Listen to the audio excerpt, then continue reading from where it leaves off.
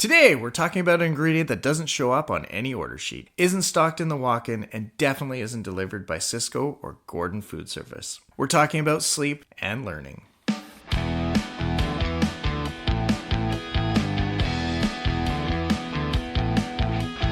Welcome to the Edible Valley Podcast. We want to invite you as we embark on a culinary journey through the heart of Vancouver Island. From the fertile fields to the pristine waters of the Pacific Ocean. We'll explore the stories behind the food that nourishes us. Tune in to each episode as we deep dive into the flavors, the traditions, and the innovations that make this a true paradise. Now please join us as we explore our edible valley.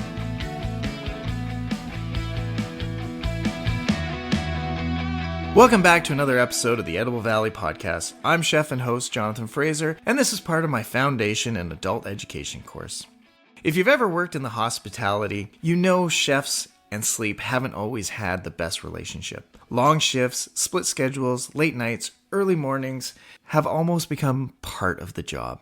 So today I thought we'd talk a little bit about sleep and learning, the hidden ingredient to culinary success. Now, after reading an article, Sleep, Memory, and Plasticity by Walker and Stickgold, I started looking at sleep in a completely different way. Not as part of getting away from learning, but part of the learning process itself. One quote in the article that really stood out, sleep serves as an active role in consolidation of memory. In simple terms, learning doesn't stop when students leave the kitchen. While they're sleeping, their brain is organizing what they've learned, strengthening memories, reinforcing new skills so they are easier to use the next day. As a culinary instructor, that really made me think. Take a first-year student learning knife skills. On the first day, every cut feels awkward and takes complete concentration. The next morning, they often return looking smoother and more confident. They usually credit practice, and practice absolutely matters, but the research suggests sleep helps strengthen those new skills too. The same applies to fabricating chicken, making soups and stocks, or organizing your station for service. Students aren't just memorizing recipes, they're developing coordination and muscle memory. According to research, sleep helps reinforce all those abilities. This also made me reflect on how I teach. I've always emphasized repetition, discipline, hard work, and I still believe in those are essential. But now I also recognize that learning continues after class ends.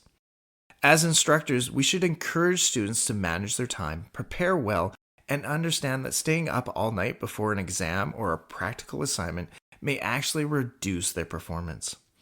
I've seen the difference firsthand.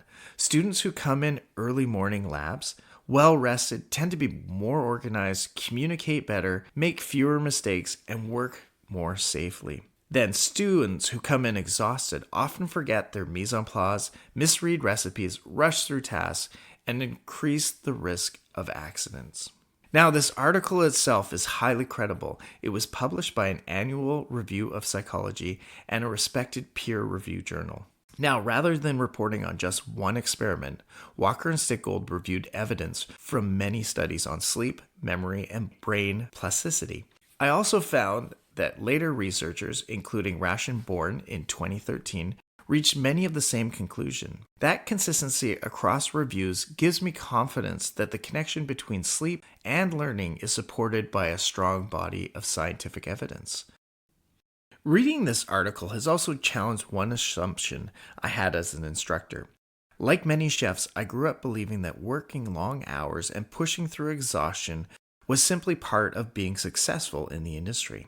Looking back, I realized that mindset may not have always supported the best learning. Adult learners often balance school with work, family responsibilities, and financial pressures, making adequate sleep difficult. As an instructor, I can't control how much sleep my students get, but I can design learning experiences that recognize those realities. That might mean encouraging students to begin studying earlier, spacing out practice over several days instead of cramming, and helping them understand that rest is not the reward after learning, it's part of the learning process itself. So, what's the takeaway? In culinary education, we spend a lot of time talking about ingredients, technique, and repetition. Maybe it's time we spend a little bit more time talking about sleep, because whether a student is learning knife skills or studying for a food safety exam, one of the most important ingredients in the success might not be found in the kitchen at all. It might be just a good night's sleep. Well, that's this episode. I hope it gives you something to think about. And until next time, I'm Chef Jonathan Fraser. Remember, eat local, cook with purpose, and I challenge you to explore your own edible valley and maybe learn something along the way.